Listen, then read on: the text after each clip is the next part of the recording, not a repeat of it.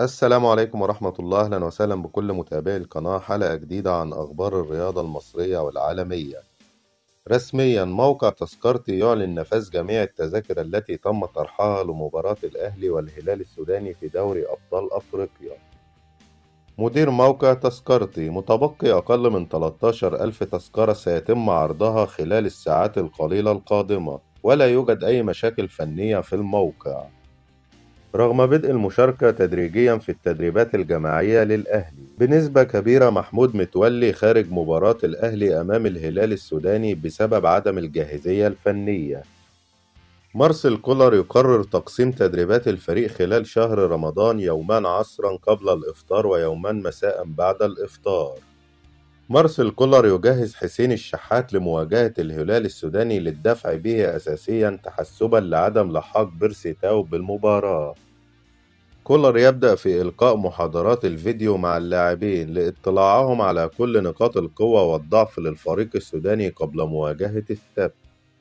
الجهاز الفني للنادي الأهلي يطالب اللاعبين بعدم التركيز مع كل ما يقال في الصحف أو على مواقع التواصل الاجتماعي، والتركيز فقط على الاستعداد بشكل جيد للمباراة القادمة للحصول على بطاقة التأهل للدور ربع النهائي.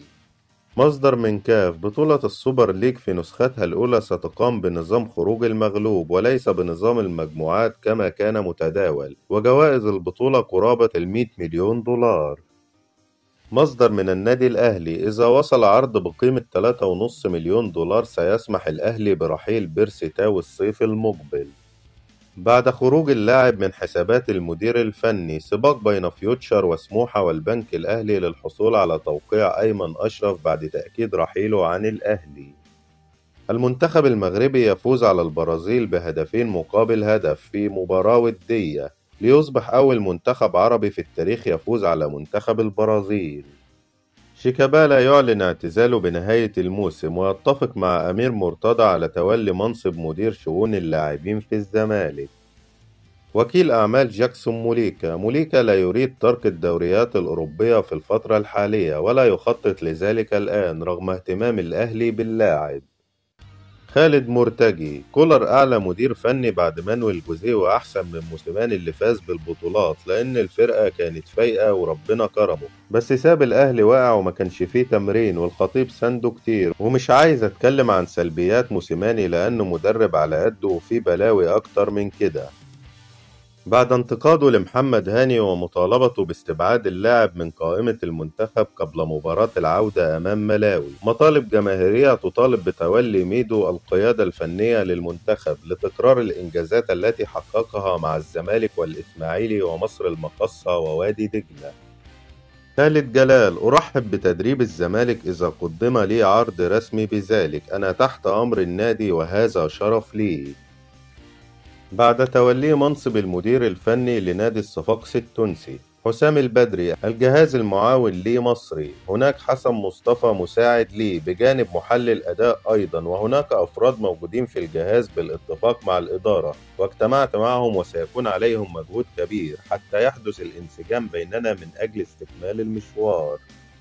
سعد شلبي المدير التنفيذي للنادي الأهلي: أبواب الملعب سيتم فتحها من الساعة 4 مساء وسوف يتم غلقها في 8 مساء، وحريصين على تواجد الجماهير مبكرا حتى لا يحدث كثافات ولتجنب التزاحم. إطلاق سراح مرتضى منصور رئيس الزمالك بعد قضاء شهر عقوبة الحبس. أشرف صبحي وزير الرياضة عن موقف رئيس الزمالك: هو انتهى من تطبيق الجزء القانوني ونحن الآن نبحث كل شيء، وعندما يخرج قرارات خلال الفترة القليلة الماضية ستكون مدروسة وقانونية، لا يمكننا اتخاذ قرار وبعد ذلك نكتشف عدم قانونيته، ولكن ستكون قرارات مدروسة خلال الفترة المقبلة. نحن نهتم بالمؤسسات لا الأفراد، لذلك لن يتم إصدار قرار عشوائي. انتهت أخبارنا. لو لسه ما اشتركتش في القناة اشترك وفعل زرار الجرس علشان يوصلك كل فيديوهاتنا الجديدة. ادعم الفيديو بلايك، والسلام عليكم ورحمة الله.